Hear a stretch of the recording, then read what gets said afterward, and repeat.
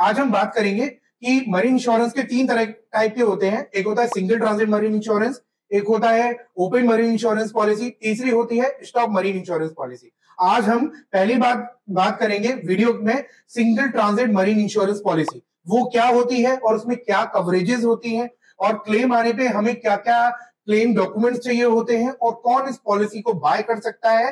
चौथा हम ये देखेंगे कि इस पॉलिसी को कौन कौन ले सकता है।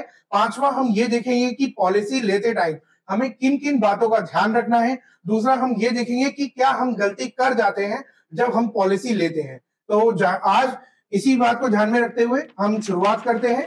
सिंगल ट्रांजिट मरीन इंश्योरेंस क्या होता है। हमारे हिंदुस्तान में सन 2000 से आज तक हमने जो डेटा है, सरकारी डेटा है, वो ये कहता है कि जो रोड एक्सीडेंट है 150% तक बढ़ गए हैं।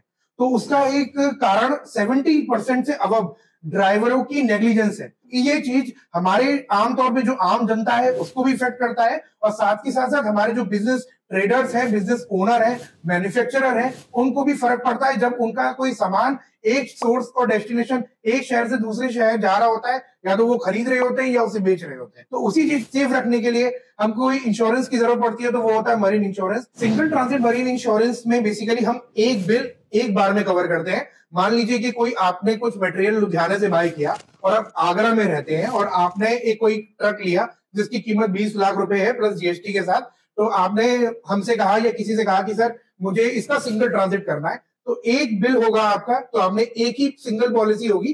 तो उसमें आप ऐसे समझ सकते हैं कि लुधियाना से ट्रक चला और चलते चलते वो आगरा पहुंच गया। जब वो आगरा पहुंच गया तो पहुंचने के बाद वो पॉलिसी खत्म हो जाती है, उसका कोई साहूकार या लेना देना नहीं है, वो पॉलिसी वहां एंड हो जाती है। इसे हम कहते हैं सिंगल ट्रांजिट पॉलिसी।